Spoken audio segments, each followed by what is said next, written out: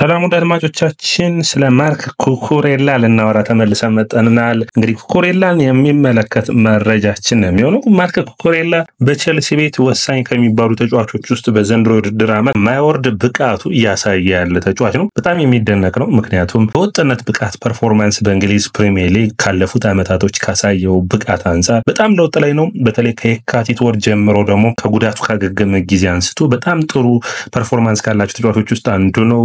ካይሴዶ እኩል መፎካከር የሚችል የውድድር ዓመቱ የቼልሲ ምርጥ ተጫዋች መባል የሚገባው ነው። እንግዲህ ሜቢ የካይሴዶ ሚና በቡድኑ ውስጥ የተከላካይ መስመር ወይም የግራ መስመር ተጫዋችን እና እንዲሁም ደግሞ የአማካኙን መሰረት የሆነውን ካይሴዶን ማወዳደር የሚቻል ባይሆንም ነገር ግን እንደ ቡድን ካያችሁ የኩኩሬላ ሚናም በጣም የተለየ ነው ይታያል። በዘንድሮ ውድድር ዓመት እንግዲህ 5 ጎሎችን በ35 ጨዋታዎች ላይ ተሰልፎ አንድ አሲስት ማድረግ ችሏል። 26 ዓመቱ ላይ ይገኛል። እንግዲህ ከባርሴሎና ቢ ማሲያ ጀምሮ ወደ ባርሴሎና ዋናው ቡድን በ2017 ታደገ። ወደ ኤባር አቀና። ከኤባር ጌታፌ ሄደ። ከጌታፌ በቀጥታ ወደ ብራይተን መጣ። ከብራይተን ቸልሲዎች አስፈረሙት። ይህ ተጫዋች እንግዲህ በጊዜው ሲመጣ ማንቸስተር ሲቲ በጥብቅ የሚፈልገው አይነት ተጫዋች ነበር። በዘንድሮ ውድድር ዓመት ግን እንደ አዲስ የተወለደ እስከሚመስል ድረስ በጣም የተሻለ ፐርፎርማንሱን እያየን ነው እና ከማርክ ኩኩሬላ ጀርባ ያሉ በተለይ በማጥቃቱ መስመር ቸልሲን እንዴት እያገዘው ነው፣ በምንስ አይነት መንገድ ቸልሲን ፐርፎርማንሱን እያገዘ ነው የሚለውን የምንነግራችሁ ይሆናል። ወዳጆቻችን ይህ የስፖርት ነው። ላይክ፣ ሼር፣ ኮሜንት፣ ሰብስክራይብ ማድረጋችሁን አትርሱ።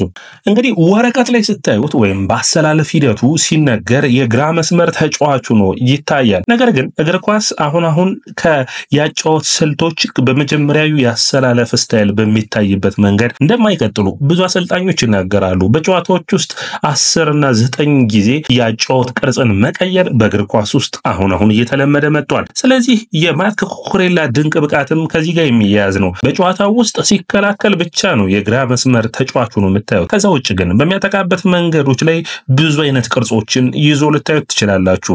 እንደ ኢንቨርትድ ዊንገር ሆኖ ማለትም እንግዲህ ከካይሴዶ ጥግ በጣም ብዙ ጨዋታዎችን አይተነዋል። ቸልሲ በ3-2-4-1 ቅርጽ በሚያጠቃበት ጊዜ 4 ተከላካዮችን የአማካይ መስመሩን በፍጥነት ቸልሲ መልሶ ማጥቃቱ መገንባት በሚፈልግባቸው ጨዋታዎች ውስጥ በ3-2-4-1 ሲጫወት ከካይሴዶ ጥግ ይገኝ ነበር። ሌላኛው አማራጭ የሚሆነው ግን የግራ የአማካኝ መስመር ተጫዋቹ ነው። በ10 ቁጥር ሚናም ልታዩት ትችላላችሁ። ቸልሲ 3-1-3-3 የሚመስል አጫወትን በሚጫወትበት ጊዜ ካይሴዶ ብቻውን የአማካኝ መስመሩን ይይዝና በፓልመር በኤንዞ ፈርናንዴዝ እና የግራ መስመሩ 10 ቁጥር ደግሞ ማርክ ኩኩሬላ ሆኖ ልታዩት ትችላላችሁ። አንዳንድ ጊዜ ደግሞ በትክክለኛው ሜቢ የክሪስቶፈር ንኩኩ በቡድን ውስጥ ሲሰለፍ ጀደን ሳንቾ በቡድን ውስጥ ሲሰለፍ ራሱ ባለው ልዩነት ማስረዳት ይቻላል። ክሪስቶፈር ንኩኩ በቡድን ውስጥ ሲሰለፍ ኩኩሬላ የሚይዘው ቦታ ክሪስቶፈር ንኩኩ ወደ 10 ቁጥር ሚናነት ስለሚመቸው ኩኩሬላ መስመሩን ጠብቆ የሚጫወት ተጫዋች ይሆናል። ከሳንቾ ጋር ሲጫወት ደግሞ ሳንቾ መስመሩን ስለሚጠብቅ ወደ 10 ቁጥር ሚና ኢንቨርትድ ሆኖ የሚገባ ይሆናል። ስለዚህ እነዚህን ሁሉ ሚናዎች በሚገባ መወጣት የሚችል ነው። ወደ አድማጮቻችን 3 በጭንቅላቱ አስቆጥሯል። 1.73 ነው ቁመቱ። ይህ ምን ያስደምማል ካላችሁኝ ኩኩሬላ በዚህ ቁመቱ በትክክለኛ ቦታ ትክክለኛ ሰዓት ላይ በመገኘቱ ነው በአየር ላይ ኳሶችን እየገጨ ለቸልሲ ወሳኝ የሆኑትን ነጥቦች እዚህ ማድረስ የቻለው። ለምሳሌ ብናነሳ የኤንዞ ማሬስካ የታክቲካል ሂደቶች አንዱ ቁልፉ ተጫዋች ማርክ ኩኩሬላ ነው። ለምን ካላችሁኝ ደግሞ ቸልሲ 5 ተከላካዮችና 4 ተከላካዮች በሚገጥሙበት ጊዜ ወደ ኋላ በሎ ብሎክ የሚጫወቱ ቡድኖች ሲገጥሙት ለምሳሌ ብትወስዱ ማንቸስተር ዩናይትድ፣ ወልቭስ፣ ሌስተር ሲቲ፣ ብሬንፎርድ እነዚህ ሁሉ ቡድኖች በ3 የመሃል ተከላካይና 2 የመስመር ተጫዋቾችን ይጠቀማሉ። ስለዚህ ቸልሲ የተሻለ ማጥቃትን ስለሚፈልግ 6 ተጫዋቾችን ወደፊት ጠጋ አድርጎ መጫወት ግድ ይሏል። ነገር ግን አንዳንድ ቡድኖች ደግሞ በመልሶ ማጥቃት አደገኛ የሆኑ ቡድኖች ሲሆኑ በ5 ተጫዋቾች ወደ ማጥቃቱ ጠጋ አድርገህ የመጫወት ኃላፊነት ይኖርባል። ስለዚህ ቸልሲ በሚገባው ሰዓት ትክክለኛውን ነገር ለማድረግ የኩኩሬላ ሚና ወሳኝ ነው ይታያል። የግራ መስመር የመከላከል ቅርጹን ይጀምርና ለምሳሌ ያን ጨዋታዎችን እስኪ እናስታውሳችሁ ጎል ያስቆጠረበትን የሌስተር ሲቲው የ1-0 ጨዋታን ጀምር። የሌስተር ሲቲው 1-0 ጨዋታ ላይ ክሪስቶፈር ንኩኩ ነበር የተሰለፈው። ክሪስቶፈር ንኩኩ እንግዲህ መስመሩን ጠብቆ መጫወት ስለማይችል በመስመር መውጣት ስለማይችል በ10 ቁጥር ሚናነት ተመራጭ ቦታ ነው ብሎ ሃፍ ስፔሱ ላይ ስለሚያተኩር ክሪስቶፈር ንኩኩ ያንን ቦታ ሲይዝለት አንግል አድርጎ ለመምታት ክሪስቶፈር ንኩኩ እንዲመቸው ማለት ነው። ኩኩሬላ መስመሮቹን ጠብቆ በሚገባ ማጥቃቱ ላይ ሲሰራ ነበር። ነበር። ነገር ግን በዛ ጨዋታ ላይ ያስቆጠረው ቦታ ላይ ክርስቶፈር ኩኩ ወደ መስመር ሲወጣ ትክክለኛው ቦታውን አገኘውና የሩድ ቫን ኒስተልሮይ ሌስተር ሲቲ በዛ መስመር ላይ ትክክለኛው ተጫዋች ነበራቸው። እንግዲህ ለመከላከሉ ጄምስ ጀስቲን ነበር፣ ወደ ማጥቃቱ ለማገዝ። ነገር ግን ጄምስ ጀስቲን ወደ ክርስቶፈር ኩኩ በሚሄድበት ጊዜ ስፔሱን ሲያገኝ ከፈርናንዴዝ የተቀበለውን ኳስ ሹት አደረገና ጎል አስቆጠረ። ስፔሶችን ማግኘት ስፔሱን ማንበብ ላይ በጣም ጎበዝ ነው። ይህ ደግሞ በእግር ኳስ በስልጠና የምታመጣው አይደለም። ይህ የሚመጣው በላማሲያ ውጤቶች ከማደግ ውስጥ የሚመጣ ነው። የነ ዣቪ፣ የነ ኢኔስታ፣ ጋቪ፣ ፔድሪ ያላችሁ መጥቀስ ትችላላችሁ። እነዚህ ተጫዋቾች በሙሉ በባርሴሎና አካዳሚ ሲጫወቱ የእግር ኳስን የፌርሚን ሎፔዝ፣ ላሚን ያማል ትክክለኛ ቦታ ላይ መገኘት ስልጠናዎች ውስጥ የሚወስዱት ነው።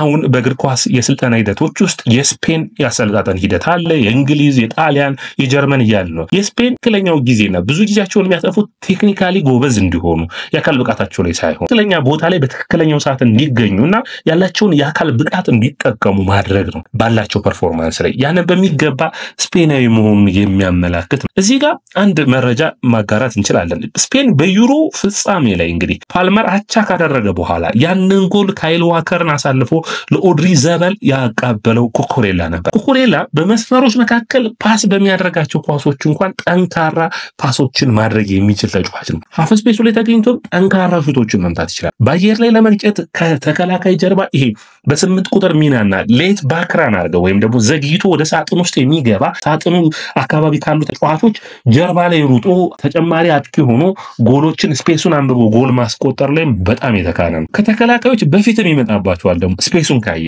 ስፔሱን ነው በሚገባ የሚያነበው። ያ ደግሞ እግር ኳስ አይኪው የምትሉት ነው። በቃ ለምሳሌ ለሞድሪ፣ ቶኒ ክሩስ በሌሎች ቡድኖች ምንድነው ጨዋታውን ማንበብ መቻል ነው። ፓልመር ያለው ብቃት ነው። ኩኩሬላም ላይ እዚህ ጋር የምታዩት በፓልመር በጣም ገኖ ቢታይም ማለት ነው። ሌላኛው የሚሆነው እንግዲህ በዲሴምበር ወይም በታህሳስ ወር ብሬንፎርድን በገጠሙበት ጨዋታ ላይ እንግዲህ ጉስቶና ማዱዌክ የተቀባብለው ያሻገሩትን ኳስ የብሬንፎርዱን ተከላካይ ቫንደርበርግ እንግዲህ ቫንደርበርግ ምን አይነት ተከላካይ ነው? ዳልማቻች የመሃል ተከላካይ ነው። በጊዜው ግን የቀኝ መስመር ተጫዋች ስላልነበረባቸው በቀኝ መስመር ነበር ያሳለፉት። ስለዚህ ቫንደርበርግ የፈጠረውን ስፔስ ከመሃል ተከላካዩ ከኮሊንስ ራቅ ባለበት ጊዜ ያንን ስፔስ በማንበብ ቫንደርበርግ ቦታውን ለማጥበብ ሲመጣ እንኳን ኩኩሬላ ኳሱን ገጭቶ ጎል አስቆጥሮታል። 26 ዓመቱ ላይ ነው የሚገኘው። ስለዚህ የብቃቱ ማማ ላይ ነው የሚገኘው ማለት የሚቻል ይሆናል። ስፔሶችን ማንበብ እንደነገርኳችሁ ነው በጣም የተመረጠ ተጫዋቹ ነው የሚታይ ነው። ሌላኛው የሚሆነው እንግዲህ የወልቭሱ ጨዋታ ላይ ነው። የወልቭሱ ጨዋታ ላይ ምንድነው የሚገርመው ካላችሁ ወደ ስፔሱን ለማንበብ አንደኛ መሃል ተከላካዩ ጃክሰንን ፍለጋ ወደ ውጭ ወጣ ይላል ጃክሰንን ለማያዝ። ስለዚህ ኢታናል ኑሪ ወደ ውስጥ ሲገባ ከሴሜዶ ጋር በመግባት አሁን ምንድነው ስፔሱን ዱዋንስ ቤሪያል አብሮ ይገባል። ጨዋታው የምታስታውሱት ከሆነ ነው ደርማዎቻችን ለመግለጽ እንግዲህ ዱዋንስ ቤሪያል አለ፣ ኩኩሬላ አለ፣ ሁለቱ ለመግጨት ገብተዋል። የመሃል ተከላካዩን ጃክሰን ወሰድ አድርጎታል። ስለዚህ ስፔሱን ለመጠበቅ ነው። ስለዚህ ዱዋንስ ቤሪያል ኳሱን አገኘ፣ ፍሊክ አደረገ። እሱ በሚገባው ትክክለኛው ሰዓት ላይ ተገኝቶ ጎሉን አስቆጠረ። በጣም የ10 ቁጥር ሚና የምትሉት ነው። ለምሳሌ በፔፕ ጋርዲዮላ ማንቸስተር ሲቲ ብታዩ በፔፕ ምርጥ ጊዜያቶችን ስታስቡ ኬቨን ዲብሩይናና የጎንዶጋን ብቃቶች ይታወሳል አይደል? ጎንዶጋን በውድድር ዓመቶቹ ከኋላ እየገባ ጎሎችን የማስቆጠር አቅም አለው አይደል? ከ8 ቁጥር ሆኖ ወደ 10 ቁጥር ሚናነት ሳጥን ውስጥ ገብቶ የሚያስቆጠር አርሰናል በጣም ብዙ ጊዜ የሚፈልገው ግራንድ ዣካ ምርጥ የውድድር ዓመት ባሳለፈበት የዛሬ 2 ዓመት እንደዚህ አይነት ጎሎችን ያስቆጠር ነበር። ቼልሲ ከኤንዞ ፈርናንዴዝ እንደዚህ አይነት ጎሎችን ይጠብቃል። ነገር ግን ኩኩሬላ ደግሞ አሁን በወቅቱ በጣም የተለየ ብቃቱን በዚህ ቦታ ላይ ያሳየ እንዳለ የሚታይ ነው። በተቃራኒ ቡድንን በማጥናትና የተቃራኒ ቡድን ቅርጻቸውን አያያዛቸውን በማጥናት ስፔሱን ማጥናት ላይ ጥሩ ነው። ከዛ ውጭ ስፔስ ባንበሩ ግን እኔ በጣም የሚገርመኝ ምንድነው ኩኩሬላ ወደፊት እያጠቃ ቼልሲ ኳሱን ይቀማል። ቼልሲ ኳሱን በሚቀማበት ጊዜ ኩኩሬላ በቀጥታ ወደ ቦታው አይመለስም። የሚያደርገው ምንድነው ስፔሱን መሸፈን ላይ ነው። ስለዚህ ቡድኑ እንዲረጋጋ ጊዜ ይሰጣል። በጣም የእግር ኳስ ክህሎትና በጣም ጥሩ አስተያየት እንደውም የሰማሁት የምታስታውሱት ከሆነ አርነ ስሎት ለቼልሲ የሰጡት ነው። ቼልሲ በጣም ፍሉይድ ፍሰት ያለው ቡድን ነው። በጣም ቡድኑ ቅርጽ የመቀየርና እንዲሁም ደግሞ ተጫዋቾች ቦታቸውን በጣም የመቀየር ፍላጎትና በቀያየሩበት ጊዜ ደግሞ የተሻለ ውጤታማ የመሆን እድሎችን ታያላችሁ። ያንን ማስቀጠል የሚያስጠብቅ ነው እንግዲህ የሚሆነው። መስመሩን ጠብቆ ሮስ ማድረግ እንደሚችል ይታወቃል። ከዛው እንግዲህ የማንቸስተር ዩናይትድን ጨዋታ ማንሳት ይጠበቅብናል። ለማንቸስተር ዩናይትድ ጨዋታ ላይ ግን ምን አሉ ኤንዞ ማሬስካ ብለን ስናይ አንደኛ ከላማሲያ የወጣ ተጫዋች ነውና አንዳንድ ነገሮችን በማሰልጠን እንደማይመጣ አስተያየታቸውን ሰጥተዋል። ይህንን ያክል ለምን ታደንቃቸዋለህ የላማሲያ ተጫዋቾችን ካላችሁ በክህሎቱ ረገድ በጣም ጥሩ ናቸው። ብዙዎቹ ችግር የሚነሳው የአካል ብቃቱ በኩል ነው። በአካል ብቃቱ በኩል ደግሞ ኩኩሬላ የሚጋፈጥ አይነት ተጫዋች አይደለምና ጥሩ የአካል ብቃት ካላቸው ተጫዋቾች ውስጥ አንዱ ነው። ለምሳሌ ማንቸስተር ዩናይትድ ጨዋታ ላይ ያስቆጠረውን ጎል በመታየበት ጊዜ በትክክለኛው ቦታ የተገኘበት በግራ የ10 ቁጥር ሚናነት ላይ ነው። አሁን እዚህ ጋር የአየር ላይ ሄዶ ጎሉን ማስቆጠር የቻለው አሁን 3 የአየር ላይ የጭንቅላት ጎሎችን አስቆጥሯል። ዳድማቻችን ከ5 ጎሎች 2ቱን በእግሩ ነው በኮንፈረንስ ሊጉ ያስቆጠራቸው ጎሎችን መነሳት ይጠበቅባቸዋል። ለምሳሌ በዛ ጨዋታ ላይ ናስር ማዝራዊ የቀኝ ተመላላሹ ነው። ሊንደሎፍ የቀኝ የመሃል ተከላካዩ ነው የሚሆነው። አሁን ፓልመር ወደ ሳጥኑ በሚገባበት ጊዜ ፓልመርን ለመያዝ ሊንደሎፍ ቦታውን ሳተ። መጀመሪያ ኩኩሬላን ለመያዝ እየሞከረ ነበር። በዚህ አማካኝነት ግን ስፔሶች ይፈጠራሉ። ማድዌኬ በመስመር እየጠበቀ ነው። ስለዚህ ናስር ማዝራዊ ወይ ወደ ማድዌኬ ያለበለዚያ ወደ ኩኩሬላ መምጣት ላይ መሃል ላይ ግራ ሲጋባ የቼልሲ የአጥቂ መስመር 3ቱም ሳጥን ውስጥ ናቸው። 2 የመሃል ተከላካዮችን አገኙ። ስለዚህ ቼልሲ ብልጫ እንዲወስድ አገኘ ማለት ነው። ስለዚህ በሚገባ ያንን የጋርናቾን ጄምስ እንዴት አርኮ ያታለለበት መንገድና ጎሉን ያሻማበት መንገድና ጎሉን ያስቆጠሩበት መንገድ አስደማሚ ሆኖ ቀጥሏል። ስለዚህ በአጠቃላይ በብሬንፎርድ፣ በወልቭስ፣ በማንቸስተር ዩናይትድ ጨዋታዎች ላይ በአየር ላይ ኳሱን አስቆጥሯል። በመሬት ላይ ያስቆጠረበት መጠን አለ። አሁን ቁመቱን ማየት ይጠበቅባቸዋል። ሜትር ከ72 ነው ዳድማቻችን፣ ረጅም አይደለም። ስለዚህ ይህ ማለት አንድ ነገር ይነግራቸዋል።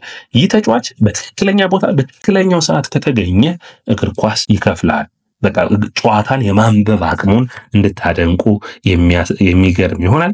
ሰላም ዳድማቻችን፣ ኩኩሬላን የሚመለከተው ፕሮግራማችን ይህንን ይመስላል። ላይክ፣ ሼር፣ ኮሜንት፣ ሰብስክራይብ ማድረጋችሁን አትርሱ። ስለ ኩኩሬላ የምታስቡትን ኮሜንት መስጫ ቦክስ ላይ አስቀምጡልኝ። ከዛ ውጭ የኩኩሬላ ብቃቶች ላይ ምን ይታያችኋል? ኮሜንት መስጫ ቦክስ ላይ አስቀምጡልኝ።